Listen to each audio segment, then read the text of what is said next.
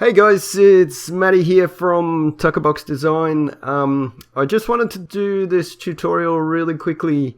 It's something I've kind of been working on. I've been doing a few comics, a few things like that.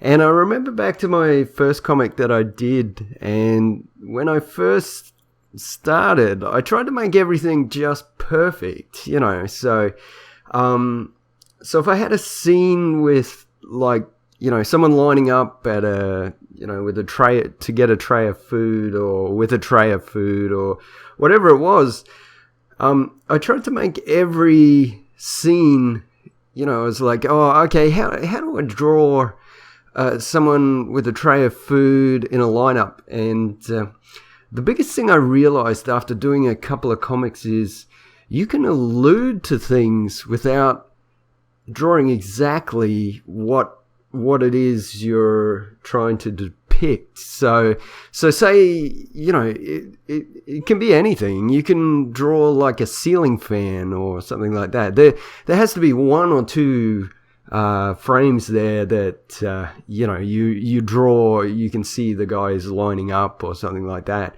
But the biggest mistake I made, like the first comic I did, it was really difficult because some of those scenes I just couldn't draw. I just didn't have, the visual library built up or whatever it was. So, and then I realized, well, you can just allude to something instead of, trying to make it just perfect. And, strangely enough, it'll really enhance your comic.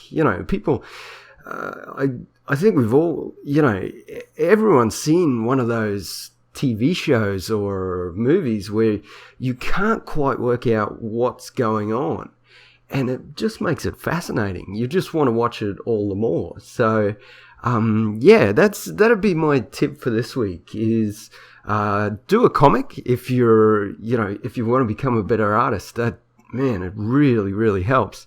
But if you're stuck on a panel or two and you can't quite figure it out, try different things. Try just draw, like a coffee cup or something like that, and just put it into the comic, and you might find that all of a sudden, people will start reading it and they'll be like, oh, I don't quite know what's going on here, but it really looks interesting.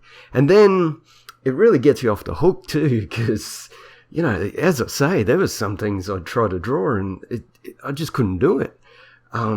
So you can try something else. Another example, I remember in my first comic, I tried to draw this guy. He was falling, and he'd fallen off a building. So I was trying to draw him falling and then tumbling and all sorts of stuff like that. And then I realized you don't have to, that was proving a little bit difficult, because some panels were pretty good, but some were not so good. So then I came upon the realization that, you could draw just about anything.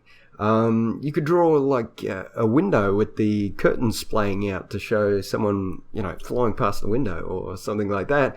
Or, you can get totally random with these things, like something, you could draw a baby in a crib to show some sort of safety and the contrast between someone falling and the safety of a baby in a crib. So, the sky's the limit there. So you can come up with different ideas and things like that, and go from there. So it's really, really cool stuff.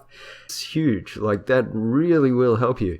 And it'll cut down a lot of frustration too.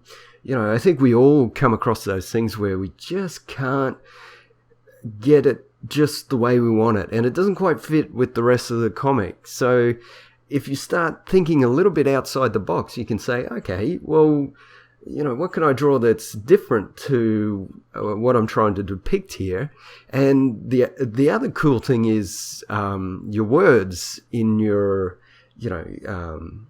in your comic can get you off the hook as well. So, you can draw something but allude to something else with your writing, in your comic. So that really helps. It really helped me, and it kind of loosened me up a little bit, freed me up to draw comics that were a little bit different. And that's the name of the game. That's how you're going to get noticed as an artist, if you're constantly doing things a little bit different. So yeah, hopefully this helped you out. I really, really hope it helps, because it did help me a lot. So yeah, until next week, I'll leave you with that and talk to you real soon. Okay, see ya.